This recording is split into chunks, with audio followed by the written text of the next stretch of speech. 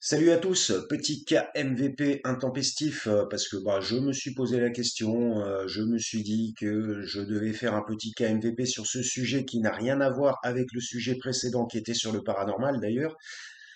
Euh, je me suis dit tiens pourquoi pas faire un petit cas MVP. Alors bienvenue sur cas MVP, vous savez cas MVP pas de j'allais dire pas de trucage, pas de montage, tout est brut, tout sort brut.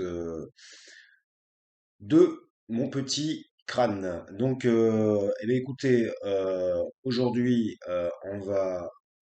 Ça démarre très mal, ça fait longtemps que j'en ai pas fait. Donc, petit café, petite clope comme d'habitude. Je vais essayer de pas être trop long, de pas faire une vidéo d'une heure ou de trois quarts d'heure. Je pense déjà que j'en ai déjà perdu quelques-uns au bout de 53 secondes. Mais tout simplement, le thème, c'était une forme de vidéo-réponse. Alors moi, je ne suis pas assez connu pour faire des vidéos-réponses à des youtubeurs précis, mais par rapport à des choses que je vois, parce que je regarde beaucoup YouTube, à des choses que je vois sur YouTube, je voulais tout simplement parler du problème qu'il y a en ce moment avec la psychologie actuelle, on va dire les sciences psychologiques actuelles, et la mise au pilori en fait de la psychanalyse, où maintenant la théorie psychanalytique issue de Freud, est complètement mise à mal, complètement jetée au sol, en quelque sorte, foulée du pied, on pourrait même dire, et énormément remise en question. Et donc, euh, je voulais faire une petite vidéo pour parler de ça, parce que on voit fleurir de plus en plus sur YouTube depuis quand même quelques années euh, énormément de vidéos qui remettent en question la pratique de la psychanalyse, la théorie de la psychanalyse, et puis la psychanalyse même, tout simplement le freudisme en particulier, puisque Freud est le père de la psychanalyse. Si vous voulez, euh, le problème que je trouve là-dedans, déjà, c'est que des, des parties, on pourrait dire, des parties qui appartiennent au même corpus scientifique se fassent la guerre. Déjà, ça c'est une première chose, en disant ah non mais ça c'est nul à chier, ça n'existe pas, c'est du bullshit comme ils disent vulgairement, et c'est notre psychologie à nous qui est réelle, qui est vraie, qui fonctionne et qui définissent réellement les choses de la vie psychologique de l'humain. Alors bon, moi déjà, première chose que je dirais, en ayant fait des études de psychologie à Bac+5, première chose, orientation clinique. Première chose que je dirais, c'est quand même dommage que des gens qui soient donc psychologues et donc qui ont obtenu un diplôme grâce à des avancées scientifiques en psychologie, autrement ils n'auraient rien appris s'il n'y avait pas eu d'avancées scientifiques, viennent en quelque sorte, on pourrait dire, son Freud l'aurait dit lui-même, tuer le père. En quelque sorte, vont rejeter complètement un pan de la théorie de l'explication de l'âme humaine, en quelque sorte, pour dire non, c'est plutôt ce côté théorique-là que moi qui est la vérité. De toute façon, on ne sait déjà pas où est la vérité chez l'humain, déjà pour commencer. Donc, si vous voulez, euh, ces gens-là sont devenus quand même psychologues grâce à l'évolution scientifique des diverses théories psychologiques et qui se sont faites au fur et à mesure du temps, depuis le 19e siècle. Donc, donc c'est quand même dommage en gros, de renier en quelque sorte sa famille, en quelque sorte, puisque à un moment donné de l'existence, cette théorie était la théorie qui faisait avancer la science. Et donc, si la science elle a avancé, c'est bien parce que cette théorie a permis aussi de faire des avancées ou des erreurs, par exemple aussi. Et donc, je trouve ça vraiment dommage que des gens qui sont, en particulier, je pense que ce sont de jeunes diplômés, en particulier dans le milieu de la neuropsychologie, par exemple, euh, qui rejettent en bloc le côté clinique et psychanalytique. Et je trouve ça dommage. Alors après, moi, ça n'est que mon point de vue personnel, mais réduire l'humain à un ensemble de systèmes neuronaux ou un système neuronal avec juste comme une sorte de machine, en quelque sorte, qui va ne faire qu'analyser des situations. grâce à son intelligence et grâce à ses capacités qu'on appelle cognitives, enfin moi je dis pas cognitives, je dis cognitives, donc voilà, réduire, alors après évidemment la neuropsychologie c'est probablement plus complexe et mon niveau ne me permet pas de connaître tout le pan des théories de la neuropsychologie, mais j'en ai fait aussi. Et ça se rapproche quand même énormément de la biologie, déjà d'une part, donc j'ai quand même quelques bases et ça se rapproche énormément de la médecine. Donc, si vous voulez, moi je trouve dommage que des gens, là je réagis par rapport à un commentaire que j'ai vu d'une neuropsychologue sur une vidéo qui remet en cause l'efficacité du Rorschach, en fait, en quelque sorte. Alors après, je vais parler aussi du problème de l'ultra-vulgarisation scientifique sur YouTube. Euh, mais ça, bon, ça serait à la limite en deuxième lieu. Alors, bah, on va poursuivre un petit peu concernant ce problème-là. Bon, de toute façon, moi déjà à mon époque, il y a une bonne quinzaine d'années, il y avait une guéguerre entre cliniciens, psychanalystes, on va dire, qui sont du même bord, et neuropsychologues et psychologie cognitive et comportementale, qui sont, on va dire, des psychologies qui ont été développées plus récemment et qui sont plutôt d'origine anglo-saxonne.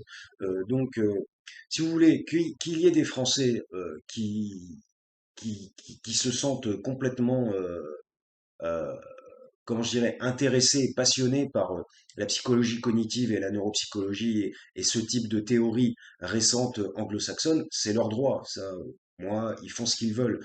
Mais de là à venir cracher sur un autre pan de la psychologie et dire, en gros, créer une forme de guerre et dire, ouais, ça, c'est nul, c'est nous qui avons les solutions, alors que, en fait, la psychologie n'existe pas que depuis 20 ans, quand même, que je sache. Je trouve ça, en quelque sorte, quand même un peu déplacé, quoi, en quelque sorte.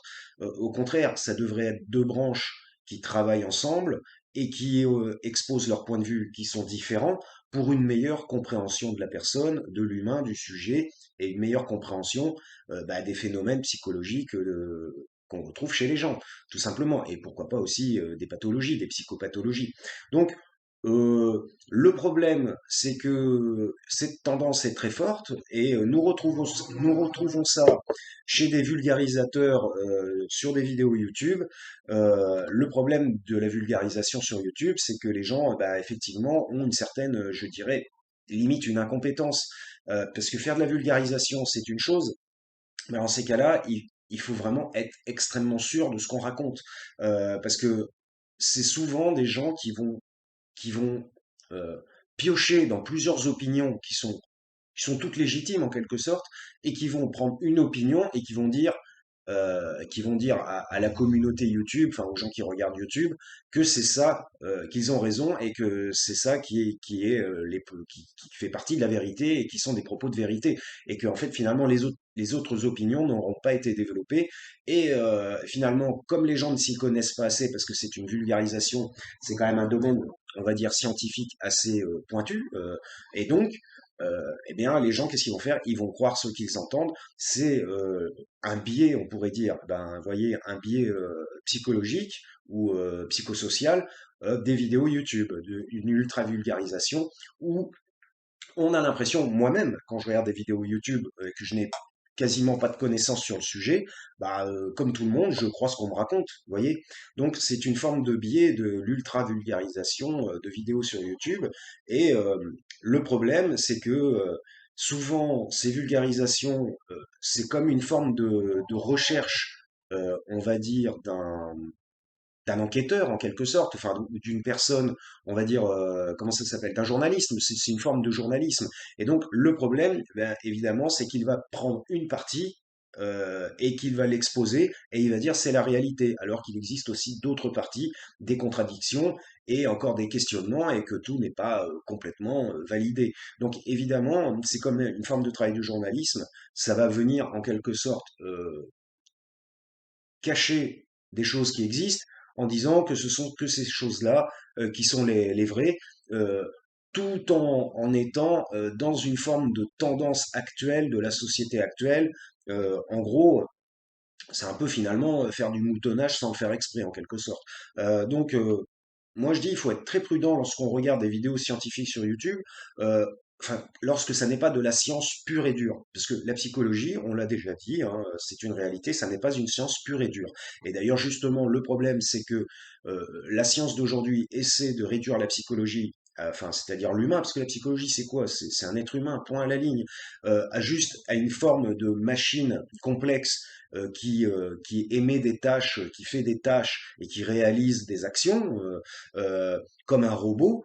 Et franchement, excusez-moi, mais il n'y a pas besoin de vous expliquer quand même, vous êtes un être humain vous-même qui est en train de me regarder, et il n'y a pas besoin de vous expliquer qu'on ne peut pas vous réduire à une efficience de machine cognitive en quelque sorte.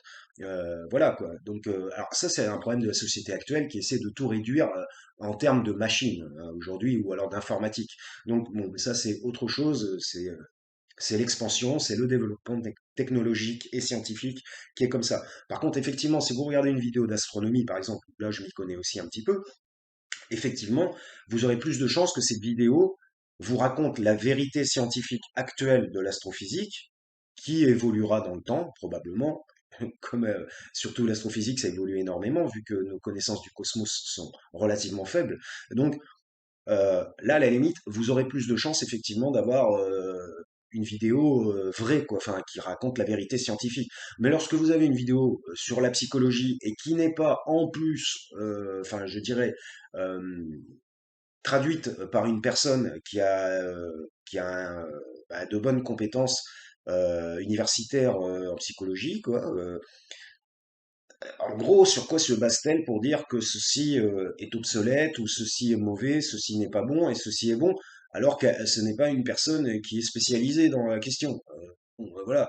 Donc ça, c'est le problème de l'ultra-vulgarisation sur YouTube, et c'est pour ça qu'il est important de suivre. Il y a certaines chaînes YouTube où ce sont des gens qui sont complètement diplômés dans la question, dans le milieu qu'ils traitent, comme par exemple bon, je vais pas me souvenir des chaînes, mais par exemple, il y a Dirty Biology. Bon, lui, je crois qu'il est relativement bien diplômé en biologie, et lui-même ne se présente pas comme un biologiste, il se présente comme quelqu'un qui a de grosses facultés en biologie. Euh, Parce qu'autrement, bah, il serait peut-être pas en train de faire des vidéos YouTube, il serait peut-être dans un laboratoire, ou peut-être que c'est un de ses choix, je n'en sais rien. Enfin bref, parce que généralement, quand vous obtenez un titre et un diplôme extrêmement élevé, dans la majorité des cas, à part cas particuliers comme moi-même par exemple, eh bien, dans la majorité des cas, vous finissez dans un laboratoire. Enfin voilà, c'est tout tracé quoi. Donc, il y a aussi, il y a un gars qui est astrophysicien, me semble-t-il, et qui une chaîne très très connue sur YouTube et qui traite de diverses questions d'astrophysique, de physique, de mathématiques. Bon, lui, c'est pareil, il a l'air d'avoir un sacré niveau, et il sait de quoi il parle. Et donc, ce personnage-là, qui est relativement connu, je crois qu'il a 1 million d'abonnés. Je sais plus comment il s'appelle, un blond, un blondinet qui s'exprime très bien et qui vraiment résume très très très très bien dans ses vidéos ce qu'il veut exposer, ce qui n'est pas forcément mon cas. Donc je vous recommande plutôt ce type de chaîne. Voilà, enfin, on va dire de gens qui seraient plus ou moins quand même spécialisés dans le milieu. Parce que bon, lorsque vous avez des ultra vulgarisateurs, ils vont vous faire une vidéo sur la politique, et puis le lendemain, ils vont faire une vidéo sur un drama YouTube, à la limite comme moi. Mais bon, moi, je n'ai jamais dit que je tenais une chaîne spécifique. Donc, ils vont vous faire une vidéo sur un sujet, le lendemain sur un autre sujet, sur un autre sujet, sur un autre sujet. Et s'il y a quand même beaucoup de sujets scientifiques, il est quand même rare d'être complètement compétent dans tous les sujets scientifiques. Ça peut arriver, mais bon, c'est relativement rare. Puis après, tout dépend de son âge aussi. À 25 ans, on n'a pas autant d'expérience qu'à 50, par exemple. On n'a pas autant appris, par exemple aussi. Donc, enfin bref, ça dépend de divers paramètres qui fait que il faut quand même se méfier, je dirais, de l'ultra-vulgarisation de la science sur YouTube. Voilà. Alors après, bah, c'est comme partout, il y a de très bonnes chaînes, il y en a des moins bonnes, il y en a des mauvaises. Voilà, bon. Après, bah, le problème, c'est que les gens ne font pas leurs recherches eux-mêmes. Et souvent, moi, je le dis, si vous n'êtes pas d'accord avec moi, ou alors si vous trouvez que ce que j'exprime ne va pas dans ce que vous exprimeriez ou vous penseriez, c'était dur à dire. Mais dans ces cas-là, faites vos recherches vous-même. Et vous pouvez dire, dans ces cas-là, si vous invalidez, comme on dit en psychologie, vous invalidez quelque chose que je dis et que je racontais une connerie, ben, il n'y a pas de souci. Vous pouvez même me le mettre en commentaire, il n'y a pas de problème. Euh, voilà, on est là pour faire avancer la science, hein. Finalement, c'est Nozman, justement, qui n'est pas totalement, je dirais, compétent dans tous les domaines, mais qui est quand même, bon, on va dire, qui vérifie plus ou moins ses sources. Quand il dit la science n'attend pas, bon, voilà, bon, moi, j'ai une autre formule, hein, vous voyez. Donc, euh, donc, si vous voulez, on peut pas non plus être compétent dans tous les domaines scientifiques, et surtout lorsqu'on tient une chaîne YouTube où je vais pas citer la vidéo YouTube qui m'a donné envie de faire cette réponse. Mais bon, alors après, on peut parler, parce que de toute façon, c'est pas intéressant. On peut parler aussi du problème de la mise au pilori de la psychanalyse, là vite fait pendant 5 minutes, parce que c'était relativement important.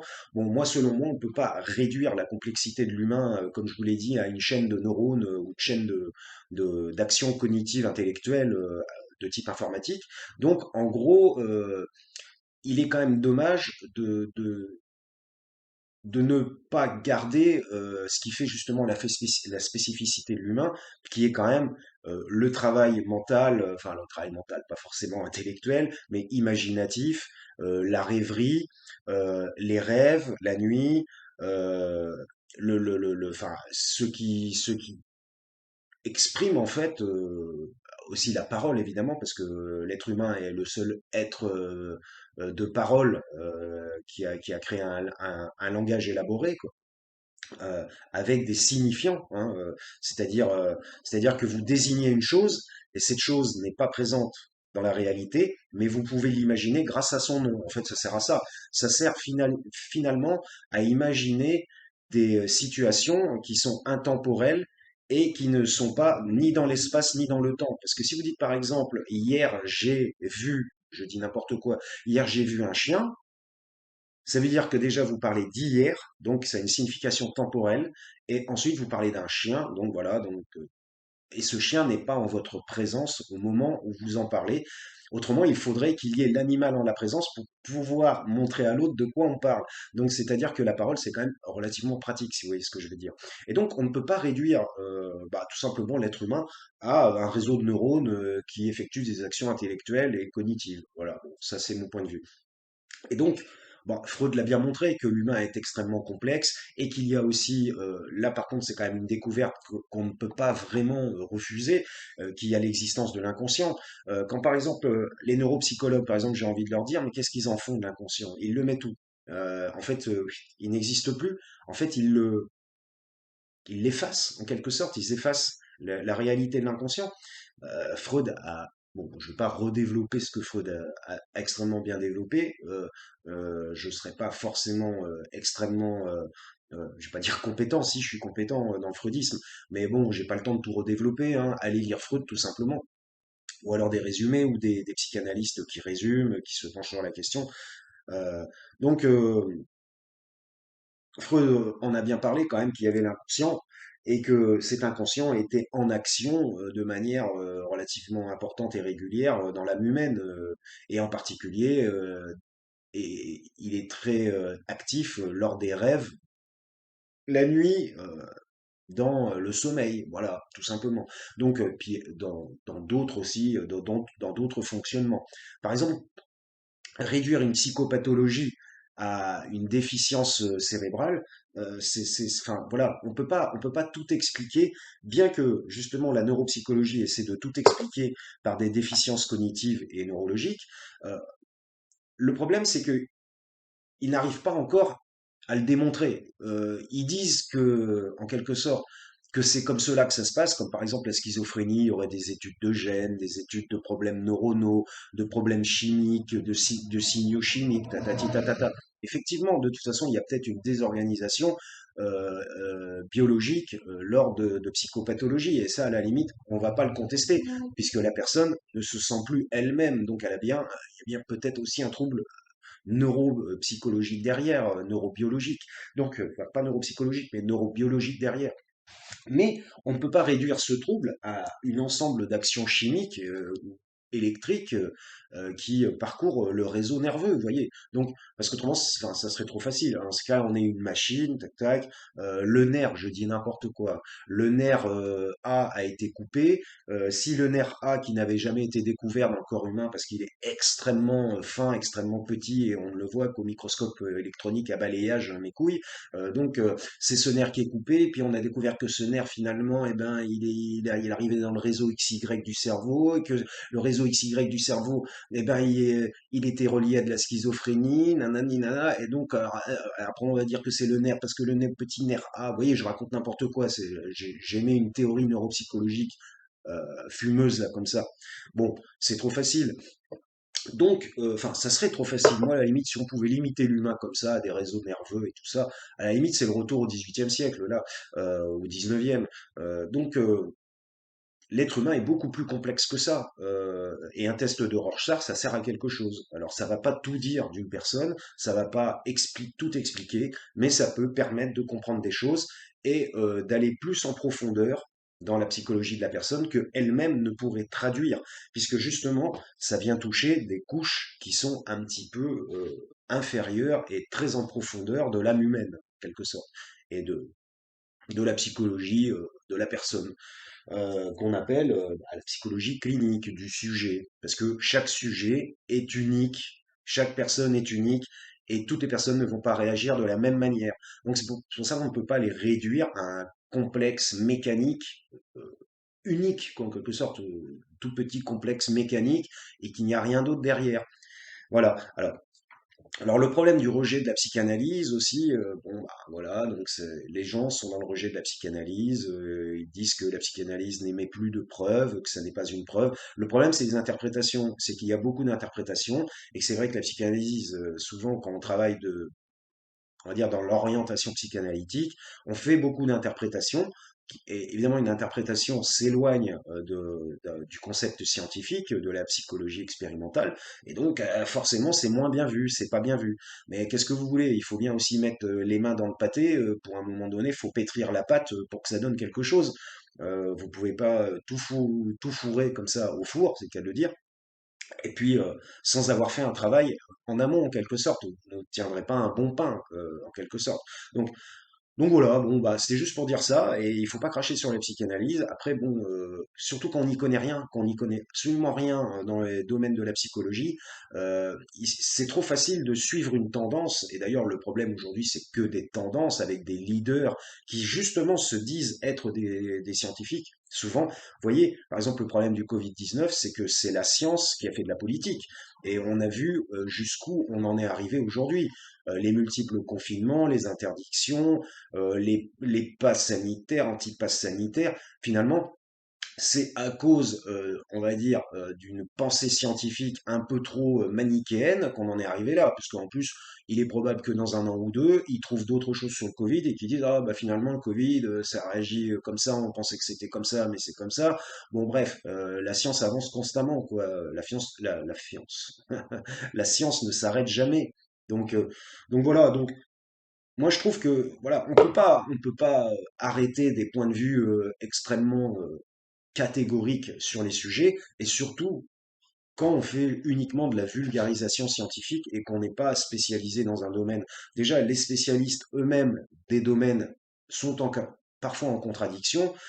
C'est pour ça que s'il existe plusieurs théories qui émergent souvent dans les sciences, et plus une science, et on va dire n'est pas une science dure comme des mathématiques, la physique, ce genre de choses, et plus une science va connaître une émergence de théories multiples. Donc, bah, écoutez, il faut aussi accepter la théorie psychanalytique et ne pas la refuser. Après, on n'est pas obligé d'être un fanatique de la théorie psychanalytique et de dire, ouais, il y a que ça qui existe et que ça qui marche. Mais après, c'est chacun son point de vue et chacun son opinion. Et comme disaient certains psychanalystes, c'est dommage de jeter le bébé avec l'eau du bain, en quelque sorte. Donc, voilà. Et tout ce qui est comment dire, mise au pilori de la psychanalyse, et puis ben voilà quoi, enfin on rejette ça comme si c'était nul à chier. Moi je trouve ça dommage. Je trouve que c'est un manque de respect par rapport aussi aux avancées scientifiques qui ont été faites dans le temps, hein, parce que la psychanalyse, a fait des erreurs, mais a permis quelques avancées scientifiques en psychologie, hein, tout simplement.